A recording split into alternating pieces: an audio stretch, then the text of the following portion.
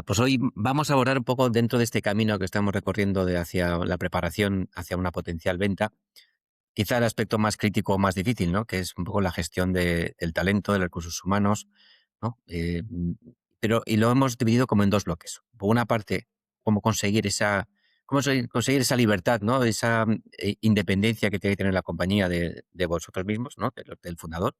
Y por otra parte, oye, cómo trabajar ese bueno, esa dificultad que estamos encontrando todos a la hora de una alta rotación o una dificultad de retener el talento y, ¿no? Porque tanto la escasez del talento, ¿vale? Pues venga, vamos a por el primer punto, ¿no? Es decir, por una parte requiere un cambio de mentalidad, ¿no? Pasar de ser el operador, que fuimos desde el inicio de la compañía, pues bueno, el motor y el operador de ahora cuando ya hemos crecido y tenemos digamos, una evolución, pues tenemos que pasar ya a una mentalidad más de dueño, ¿no? Y que la propia compañía pueda ser independiente y poder funcionar de manera óptima y mejorada, pues cada vez más y de manera independiente, ¿no?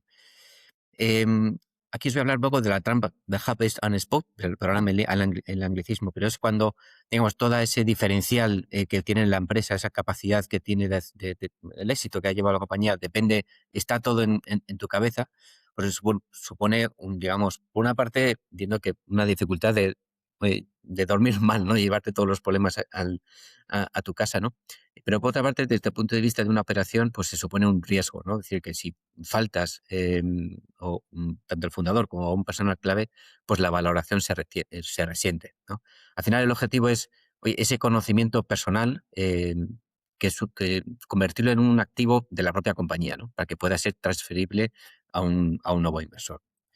Y vamos a hablar os voy a hablar un poco de 5 claves para conseguir esa independencia, esa libertad, ¿no? Por una parte, oye, promover la sistematización, es decir, conseguir ¿qué es la sistematización? Pues tener procedimentados no hace falta hacer todos los procesos, pero los más críticos, ese 20-80, conviene que estén, bien definidos y sobre todo que no sean un manual estático, ¿no? Sino que mejore de manera continua, ¿no? Porque aquello que no mejora, pues empeora, ¿no? ¿Cuáles son las mejores prácticas para conseguir que esos procedimientos sean unos playbooks vivos y dinámicos? Por una parte, oye, tener un repositorio donde todo el personal pueda acceder de la compañía y puedas siempre estar, digamos, accesible y las personas responsables puedan editarlo, ¿no? Y si se encuentra una mejora, do it now, ¿no? Hacerlo, implantarla ya, ¿no? De inmediato, ¿no? Y luego ante la dificultad de que, oye, puede parecer que esto puede generar burocracia, etcétera, pues ahora hoy en día hay tecnología, vídeos, guías, transcripciones, etcétera, que te pueden ayudar a redactar los procedimientos de una manera sencilla. La segunda clave es la productización o lo que se llaman también paquetización de servicios, ¿no? Si tienes, bueno, pues por ejemplo, como tenemos nosotros, si es una empresa de servicios, también los servicios se pueden, digamos, empaquetar o definir de una manera muy concreta, ¿no? Lo que hay que evitar, pues que cada proyecto nuevo suponga un traje a medida y haya que volver a aprender, volver a hacer, ¿no? Eso, digamos, no escala y no es transferible para un inversor, ¿no? Vale. Otro punto es, a la hora de, digamos, definir los procesos, siempre vemos como un proceso como un paso a paso, es decir, donde explica el cómo. Pero mucho más importante que el cómo es el por qué. O sea, dar los criterios, la estrategia de por qué se hacen las cosas, eso tiene dos consecuencias. Una es el por qué es normalmente permanente, ¿no? Es decir, el cómo puede ir cambiando, se obtienen nuevas tecnologías, es decir, nuevos, nuevas maneras de hacer, pero el por qué siempre es bastante permanente. Y por otra parte, desarrolla al propio equipo porque les da los criterios para luego desarrollar y aportar ellos esas mejoras. La cuarta clave es, bueno, otro término, accountability chart, es decir, oye, que los organigramas no estén basados en títulos, ¿no? O en titulitis, sino que eh, ni- ni- muchas veces tendemos a definir un organigrama en base a las personas que tenemos, pero se recomienda diseñarlo en base a las funciones. Primero, oye, qué funciones hacer, luego ver qué personas de las que tenemos pueden desarrollar esas funciones.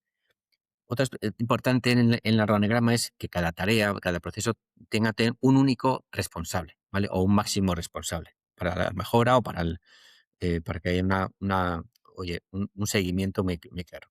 Y luego es importante tener una persona que haga ese papel de integrador de todas las funciones y que tú como fundador, como empresario, puedas desarrollar ese papel de visionario, de definir las estrategias y los recursos, etcétera, y que el día a día no te coma y te deja hacer esto. Vale. La quinta clave es, oye, incluso aunque no estés pensando en una operación, siempre es importante tener, digamos, una compañía descentralizada. Descentralizada en base a una delegación sana. ¿Vale? Esto no se hace de un día para otro, sino que se requiere tiempo. ¿Vale? Y por tanto, tiempo y hay que hacerlo de manera gradual, ¿vale? Y dando también las herramientas al equipo, ¿no? Por tanto, en resumen, oye, para conseguir esa libertad es importante sistematizar, tener todo bien definido, productizar, simplificar la oferta y más paquetizados los servicios, tener muy claro el porqué, que eso es lo que desarrolla al equipo, seguir un sistema de accountability, de seguimiento de medidas y gestionar con una delegación que hace crecer al equipo. ¿Vale? Y esto, ¿cuál va a ser el resultado de esto? Es decir, que no, vas a conseguir tener una compañía que favorezca el crecimiento, ¿no? Porque vas a dejar de convertirte en un cuello de botella. Y será una empresa pues, más transferible, porque estarás preparado para crecer, será más eficiente y podrás aportar mayor predictibilidad de los resultados, que al final eso es lo que más atrae a un inversor, ¿no? Riesgo de futuro. Vale. Vamos a ir un poco al segundo bloque, ¿vale? Cómo gestionar el peligro de la rotación o el reto de la retención. A mí me gusta más hablar de fidelización, ¿no? Es decir, que conseguir que el equipo esté vinculado al proyecto y se sienta una parte muy clave en su desarrollo, ¿no? Primero, hay que identificar a quién es el equipo. Normalmente ya los tendréis bastante identificado, pero sí me gustaría dar un poco dos pinceladas. Por una parte, no tener una visión de jerarquía, no es el equipo más crítico, no tiene por qué ser el que a veces es el que está más alto en la cadena de mando, digamos, sino a veces que una persona técnica que tiene un conocimiento que está muy escaso en el mercado y que es muy clave, puede ser también un valor escaso y una persona clave, ¿no?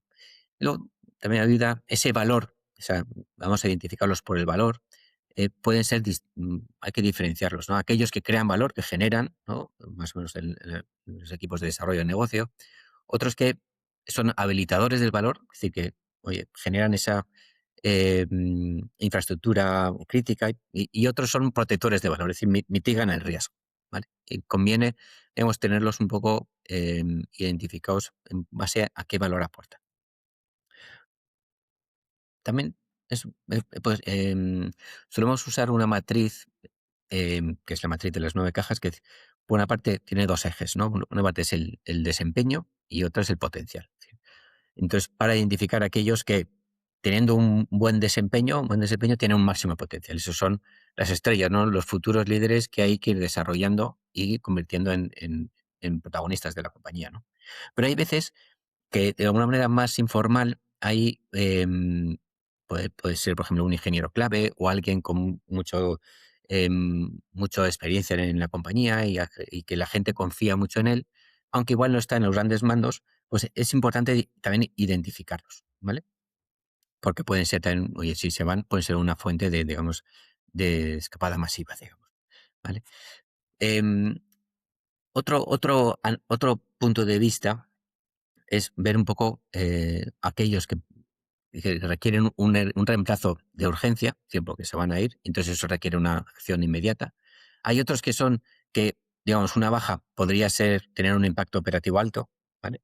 Aquí son los puntos de fallo que podrían producir una parada crítica, alguien en producción.